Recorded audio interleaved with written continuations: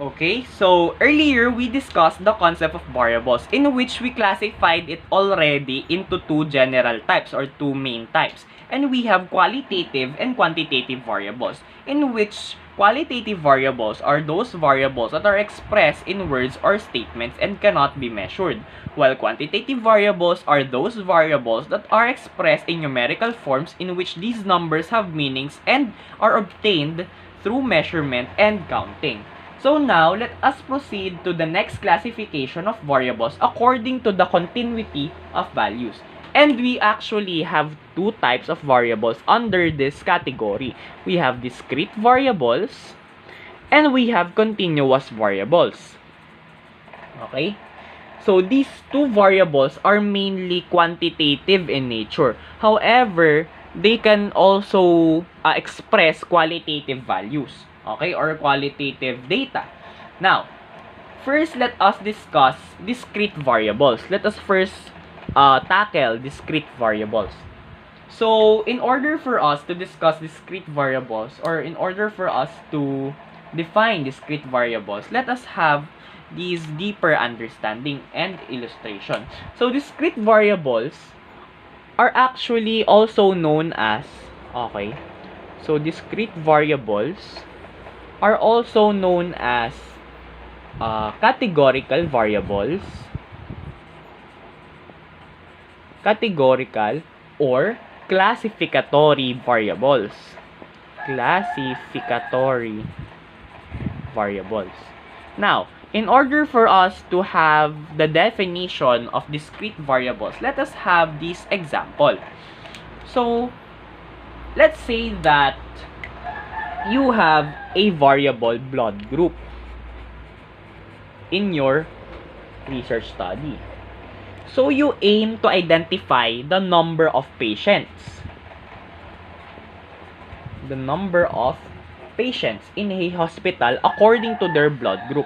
So, these two are mainly the variables present in your study, the blood group and the number of patients according to their blood group. So the possible values of blood group can be O positive, A positive, A negative, B positive, B negative, okay, AB normal, and so on and so forth. So after applying research processes or research methods, you identified the number of patients. So the number of patients will serve as your data for these possible values. Okay? So the data are as follows. Let's say we have 12, we have 18, we have 15, we have 7, we have 18 again, and we have 10. Okay? So using this example, okay? So using this illustration, how do we define discrete variables? So let's take a look at this. These numbers, okay? These numbers classified the count. The count of what? The count of patients under a certain value. And that certain value are these possible values for blood groups. So these numbers serve as the count of the patients under the certain blood groups. Okay? So can we say that the numbers are expressed in decimals or fractions? Obviously, the answer is no. It is not expressed in decimals and fractions. Okay, as we can see in our illustration. So, meaning to say, discrete variables, okay, let us have the first definition of discrete variables. So, meaning to say, discrete variables are those variables that are expressed, okay, that are always expressed in whole numbers only.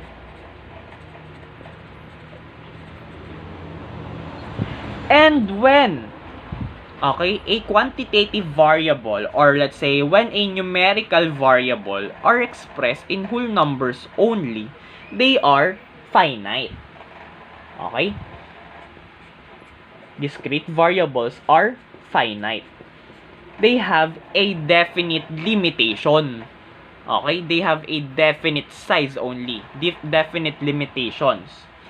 Okay? And how can we obtain the data of discrete variables? So, in here, we identified the number of patients. And number of patients is a discrete variable. We identified the data as 12, 18, 15, 7, 18, and 10. Now, remember that quantitative variables or the data of quantitative variables can be obtained using two processes. We have the process of measurement and the process of counting. Now, which of these two is used in, let's say, obtaining the data for this variable? Obviously, as these numbers represent the count of patients of a certain blood group, meaning to say, we use the method of counting. So, meaning to say, discrete variables, okay, the data, okay, of discrete variables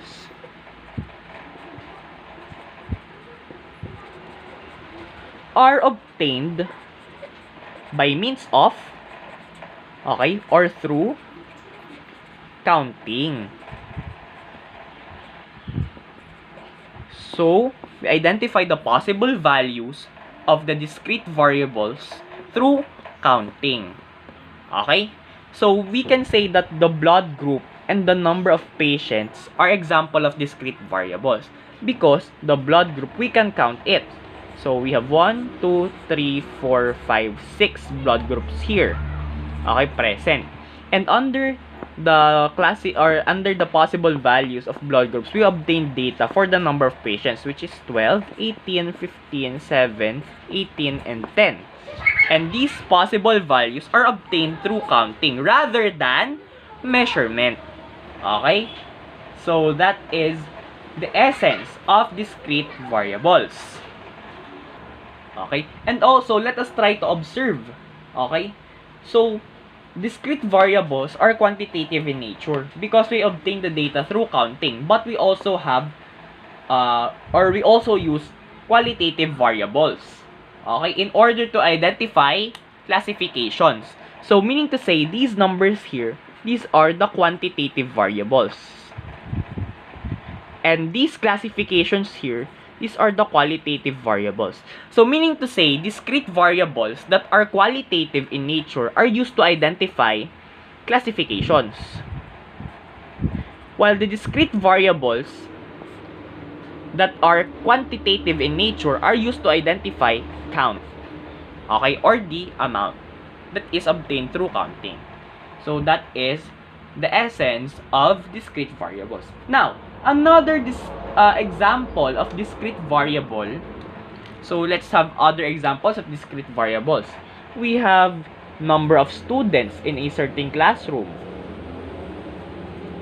Because there are no students that are expressed as one half. There is no such thing as one half students. There is no students expressed as, let's say, 97.97. Okay? The number of students cannot be expressed this way. That is why the number of students are discrete variables. Because we obtain the number of students through counting. Let's say we have, in a certain classroom, we counted 37 students. We have counted 40 students, and so on and so forth. Okay? Another example of discrete variable is the number of children,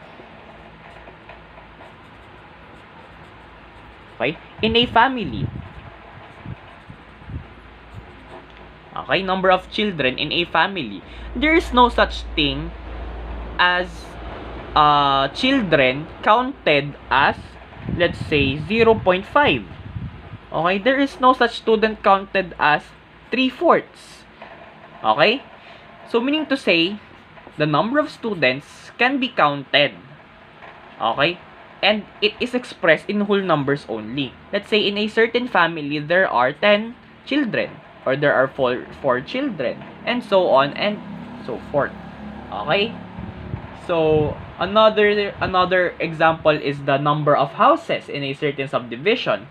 Anything that is countable, okay, without involving decimals, fractions, and also percentiles or percent values. Okay? They will fall under discrete variables. All variables that are countable and do not